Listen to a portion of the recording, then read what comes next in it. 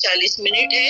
हम ध्यान पूर्वक परमेश्वर के वचन में ध्यान देंगे और जो भी आप लोग को प्रश्न है हम आखिरी में जरूर उसका हम सवाल करेंगे, लेकिन अभी आप ध्यान दीजिए। Hallelujah, praise the Lord. जय मसीह की, परमेश्वर के नाम को धन्यवाद।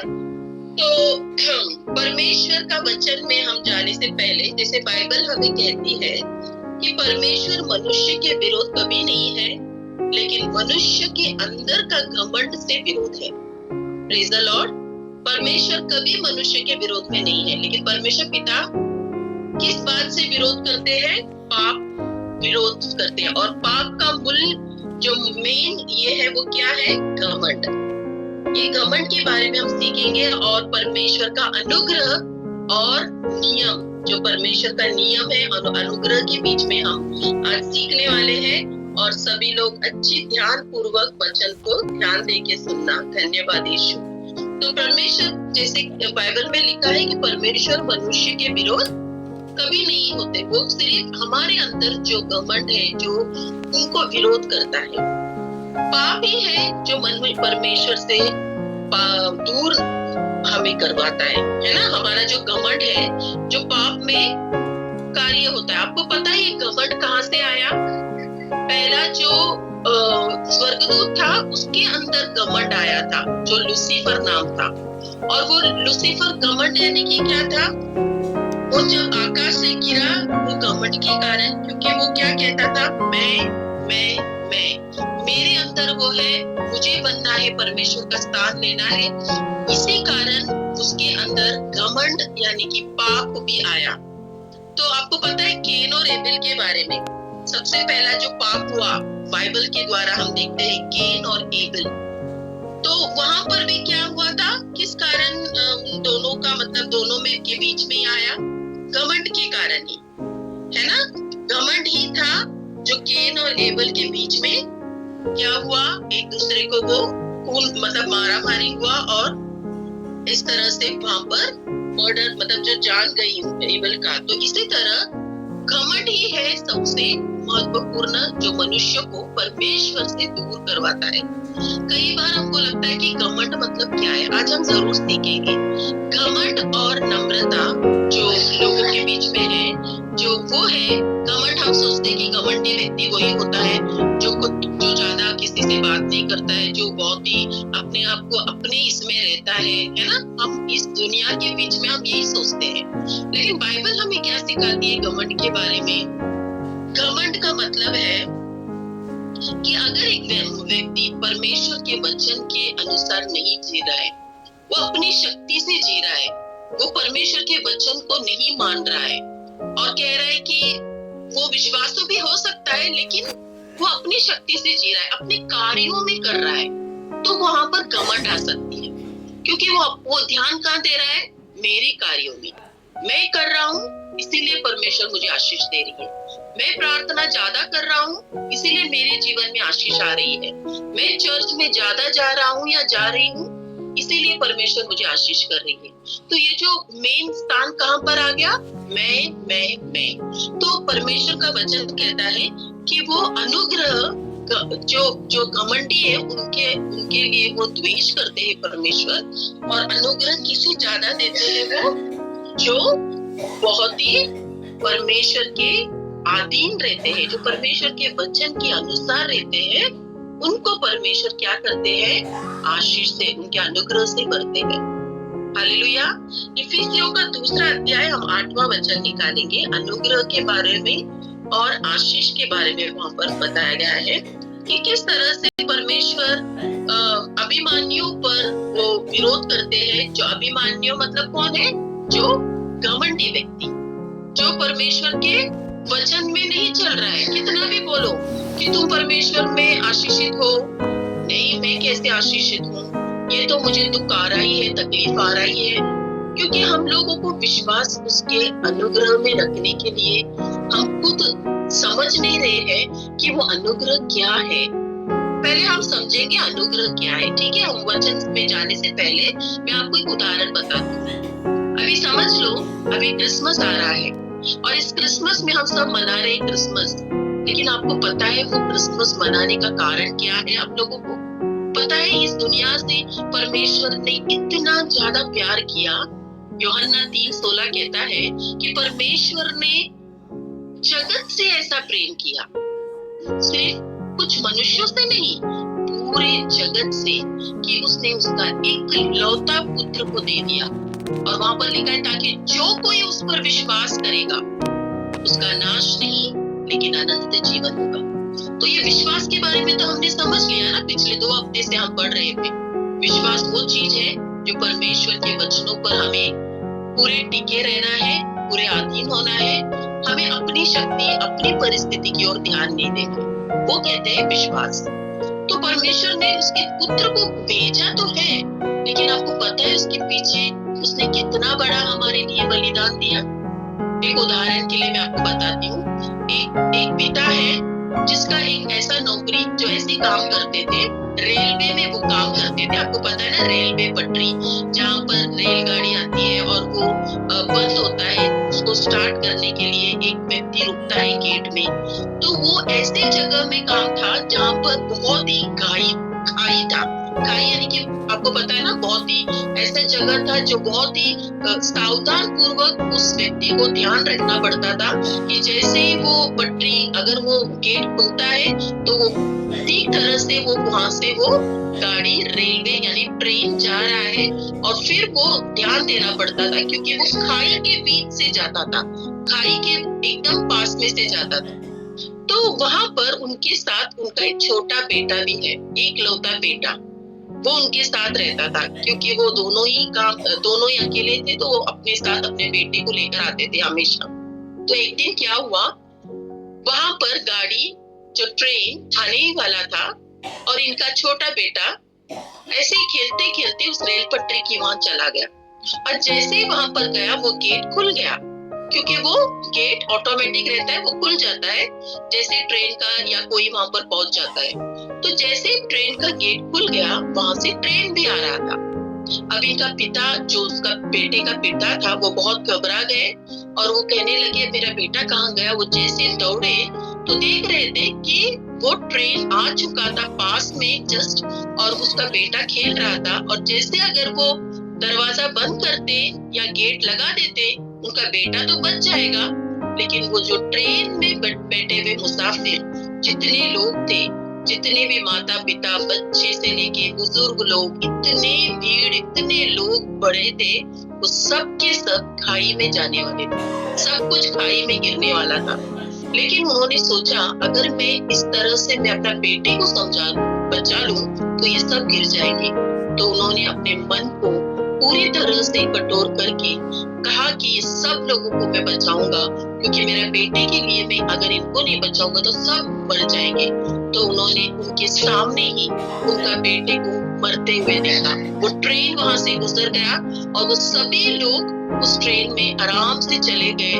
उनको ये भी नहीं मालूम था कि उनके कारण किसी बाप ने अपने बेटे को खो दिया, किसी को नहीं मालूम। आज इस सारा दुनिया को नहीं मालूम मेरे प्रियो कि एक पिता इतना प्रेम किया, उसने इकलौता पुत्र को इस दुनिया में भेजा, और उसने भेजा ताकि हम लोग बचाए जाए। हम किसके संतान थे? पापों से भरे हुए संतान थे। हमारा जन्म कहाँ से हुआ? पाप के बीच से हुआ। एक पत्रस 1:23 में लिखा है, पहला पत्रस 1:23 में लिखा है कि हम अविनाशी बीज से, जो नाशवान बीज से हमारा जन्म नहीं हुआ है, लेकिन अविनाशी बीज से हमारा जन्म हुआ है। ये नाशवान बीज और ये अविनाशी बीज है क्या? जब हम बाइबल पढ़ते हैं, विनाशी बीज, जो विनाश करने वाली बीज क्या थी? आदम और हव्वा, जो परमेश्वर के विरुद्ध उन्होंने पाप किया, और पाप की सजा थी मृत्यु।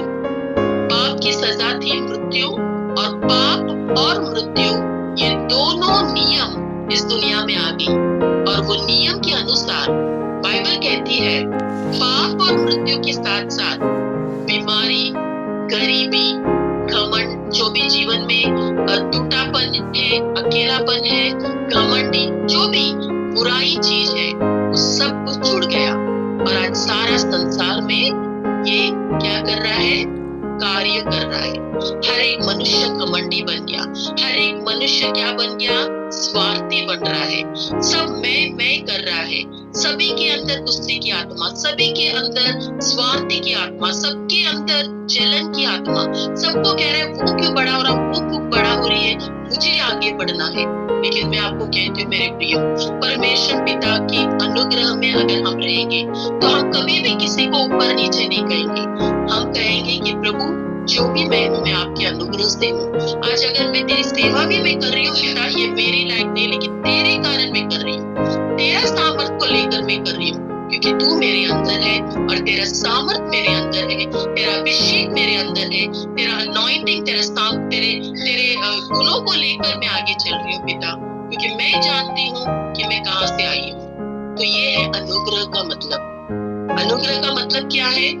परमेश्वर पिता का सामर्थ, परमेश्वर पिता का जो भी अच्छाई, जो भी वो हमारे बीच में करना चाहते हैं, ठीक है, अपनी शक्ति, उसकी योग्यता और उसका अभिषेक, उसका अधिकार भी उसका ही है, जो मेरे द्वारा इस्तेमाल करना चाहते हैं। किसके द्वारा? आपके द्वारा। इसका योग्य तो हम है ही नहीं, इसके योग्य तो हम थे ही नहीं, लेकिन हमें उसने इस्तेमाल करने के लिए हमें बुलाया गया है। क्या आज हम उस अनुग्रह के नीचे हैं? क्या आज हम उसकी इच्छा है कि हम उसकी शक्ति, उस पिता ने उस बेटे को खो दिया इस दुनिया के भीड़ में, इस दुनिया को उसने बलिदान चढ़ाया, उसने अपने आप को सूली पर ले गए।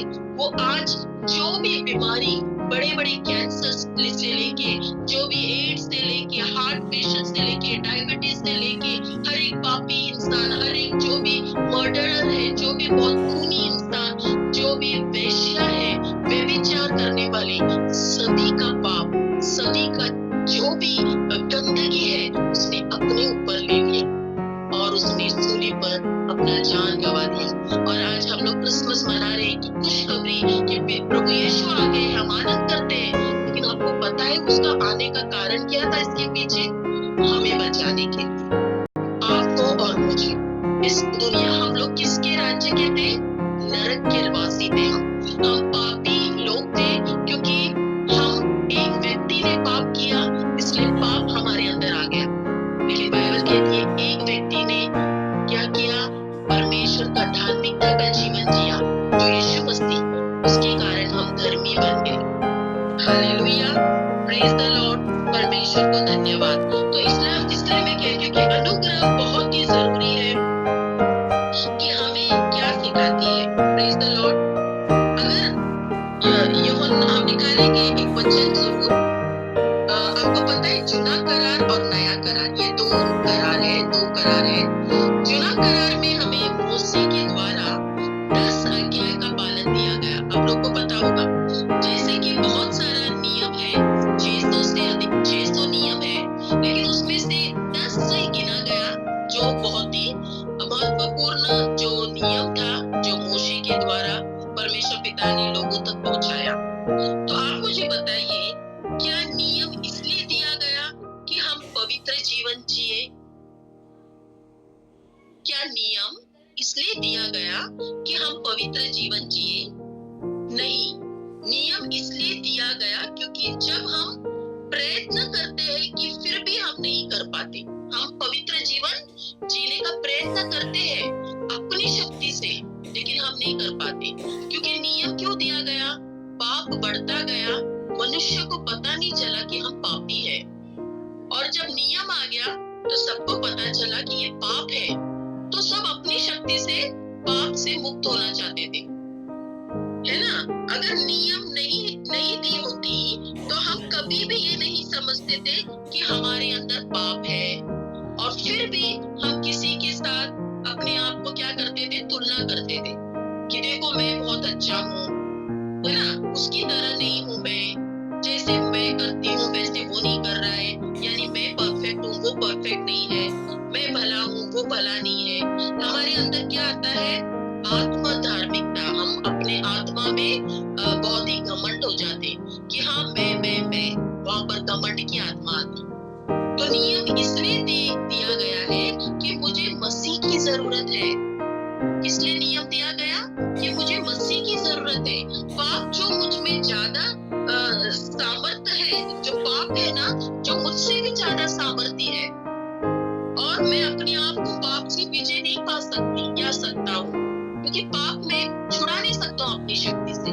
कितना भी बोलो आप, देखो कोई भी पीने वाला व्यक्ति को अगर आप बोलोगे कि भाई पीना मत, पाप है ये, छोड़ दो, वो नहीं छोड़ेगा अपनी शक्ति से। कोई भी व्यभिचारी व्यक्ति या औरत है, उसको जाके तुम बोलोगे ना ये गलत चीज है, आप ये पाप में मत पड़ना बहन या भाई, वो नहीं छोड़ेगा।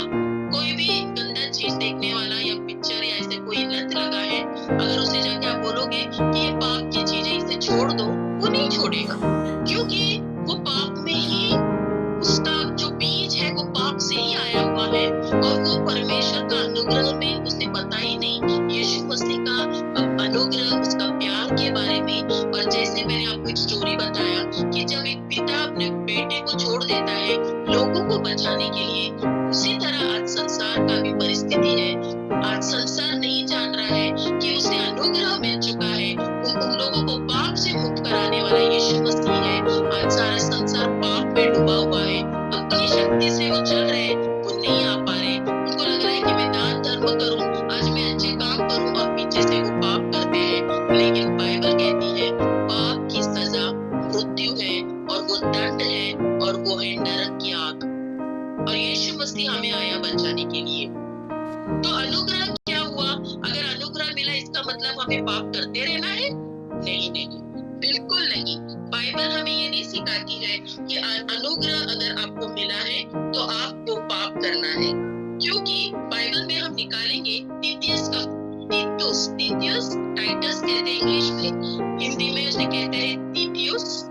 दूसरा अध्याय 11 और 12 हम पढ़ेंगे कि अनुग्रह किस लिए आया और अनुग्रह से हमें क्या मिलता है। कोई पढ़ पाएगा? तीतुस दूसरा अध्याय 11 और 12 जल्दी से।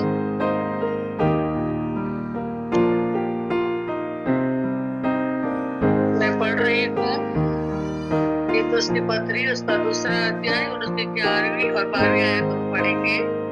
क्योंकि परमेश्वर का वह अनुग्रह प्रकट है जो सब मनुष्य के उद्धार का कारण है, और हमें चेतावनी देता है कि हम अब अभक्ति और सांसारिक अभिलाषाओं से मन फेरकर इस युग के संयम और धर्म और भक्ति से जीवन बिताए। आमीन आमीन। क्या कहा है वचन में? देखिए परमेश्वर का अनुग्रह क्यों प्रकट है?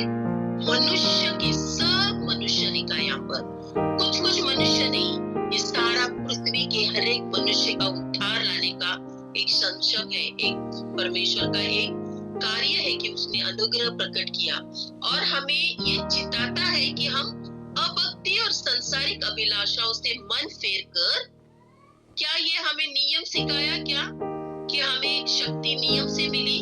परमेश्वर ने जो 10 आज्ञाएं दी वो तो हमें सिर्फ बताती है कि ऐसे करो वैसे करो, लेकिन क्या वो हमें सामर्थ्य दिया?